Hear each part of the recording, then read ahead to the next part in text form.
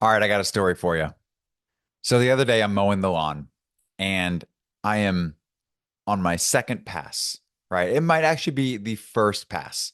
And so it takes about, I don't know, 45 to 60 minutes to mow the lawn.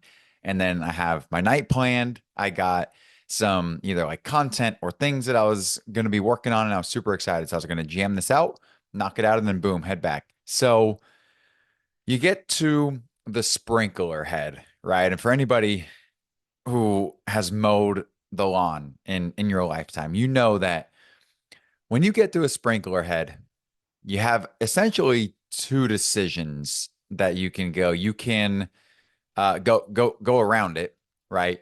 Assuming that it's too high and you'll for sure run it over. So you could go around it. Alternatively, you can try to take the lawnmower and jump over the sprinkler head. So there's a little bit more risk. And is it worth the reward? I'm not quite sure. That is for you as the mower of this lawn to determine. And so what do I do? Of course, I try to jump this thing because everything in my mind, everything in my head said, dude, just go around the freaking sprinkler. Right. But I could not, for the sake of me, give up this perfectly straight line, right? And so I try to, right, I lean the mower back, right? So the two front wheels are off the ground. And then I try to accelerate the back two wheels while simultaneously dropping the front two down and lifting the back two up, right? To do this like jump over the sprinkler. And I absolutely annihilated this sprinkler. So I am about 45 seconds into mowing the lawn, and I now have about 27 different pieces shattered, shrapnel of this sprinkler head. And I am so pissed. Ladies and gentlemen, welcome back to another episode of the Seeds of Success podcast. This is your host, Colin Walters, and I want to use this short real life example of how I went from so freaking irritated that I went against everything that my body and mind was saying to do, and instead tried to go the easy route, right? Tried to take the shortcut, and instead ended up spending far more time having to rewrite my wrongs, so to speak. So, but here's why you should listen, right? Because it's ultimately event plus response equals outcome. And what I've been going through in life is basically going through a series of letting go of my reactions and instead deliberately choosing a very intentional response. It's a lot easier said than done because when emotions are involved and when we are reacting to things, we can let our emotions get the best of us at times. So whether we are, you know, having a conversation or an argument, or we are at a we're at crossroads in a relationship or in a conversation with somebody that we love, or our partner, our family, or friends, or coworkers, or client, or whoever, right? It oftentimes it just takes a step back to breathe and realize that we can choose how to respond, right? It's not easy.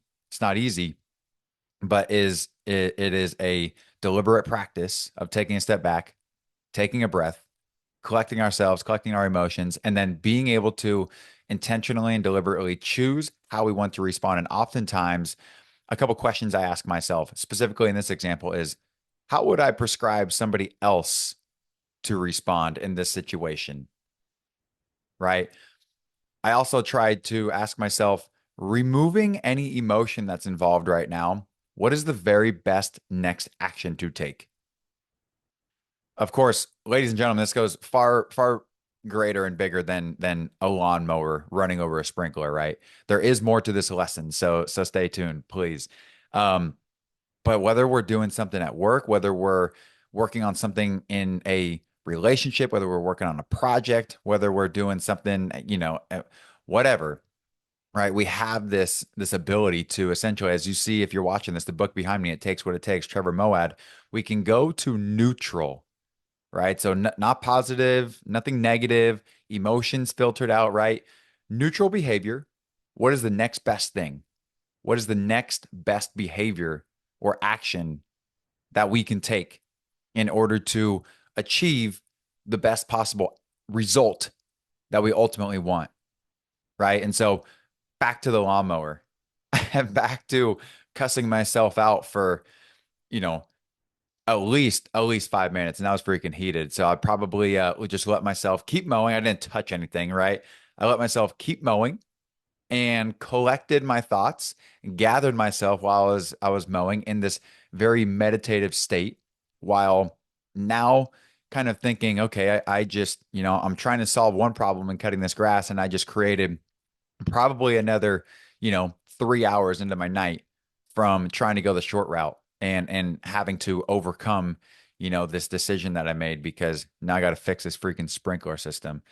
Um, so I mowed the lawn, had collected myself, and then I was like, all right, now it is time to put everything else aside and fix this thing. And so I went to YouTube and I was committed to figuring this out. And I started watching a video, and then light bulb moment. And I did something crazy, which is I went and actually knocked on the door of somebody who actually knows how to fix sprinklers. Right. And don't get me wrong. I think like I've learned a ton on YouTube, just as I'm sure you can attest that YouTube is a phenomenal learning resource, right? Can teach ourselves a lot. And I do it often. However, when there is somebody in life, whether it is fixing a sprinkler, whether it is coaching you in sales, whether it is how to run a business, whether it is training for a marathon, training for an event, how to work through something in a relationship, right?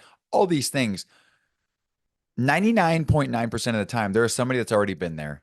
And so why not knock on their door and at the very least ask them for guidance or help or mentorship or at least a step in the right direction, right? So I went to the guy who literally does the sprinkler systems in our neighborhood, knocked on his door, and gosh, he was so generous. And he literally stopped what he was doing and he came out and he helped me. I will say that I think I used some of what I naturally do very well to the best of my ability, right? Which was, you know, I can communicate well. I can ask for help when I know that I need it, and I can, like those are some of my skills. And so I used those in order to, ask for help because I'm not afraid to ask for help when I could use it. Just as you should not be afraid to ask for help is my opinion. It is okay to ask for help.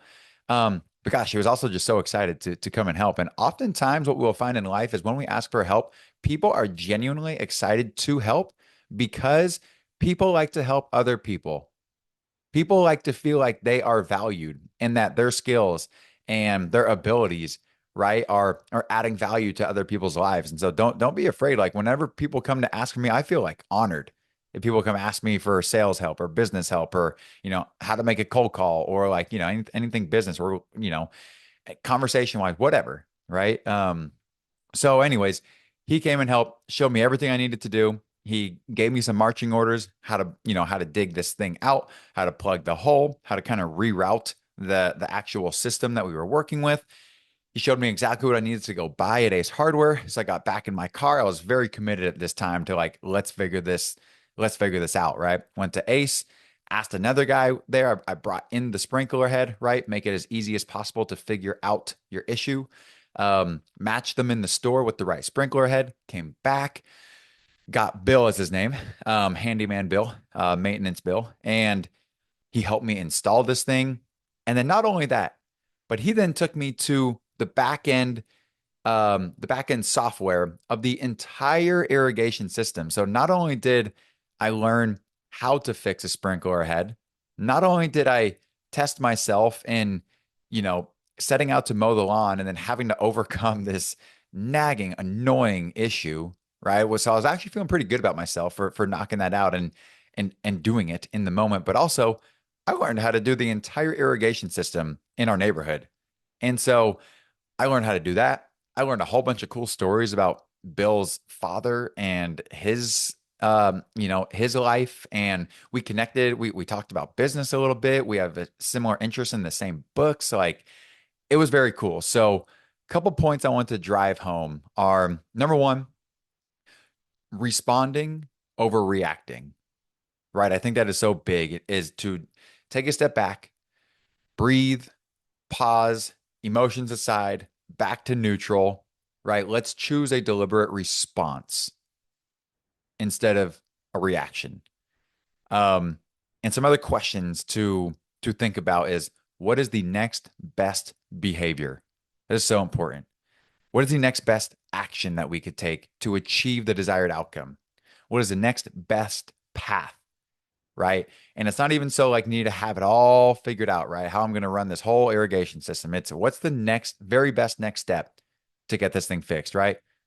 Go knock on the door, ask someone for help, right? And then, things continue to get figured out from there. Um, yeah. So, anyways, I hope that this silly story actually serves you well in the greater scheme of life. Those are lessons that, yes, very silly story. Next time, just go around the freaking sprinkler. Whatever that means for you in your life. Next best behaviors, next best actions, getting to neutral, right? Emotions aside, choose your response because event plus response equals outcome.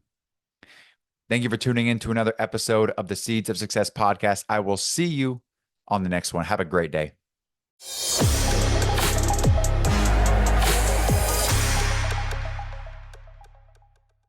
Thanks for tuning in to another episode of the Seeds of Success podcast.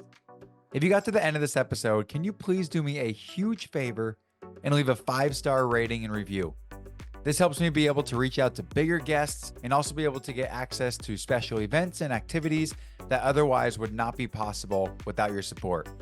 So if you could please take just 3 seconds and leave a 5-star rating and review, it would mean the world to me, and I will see you on the next episode.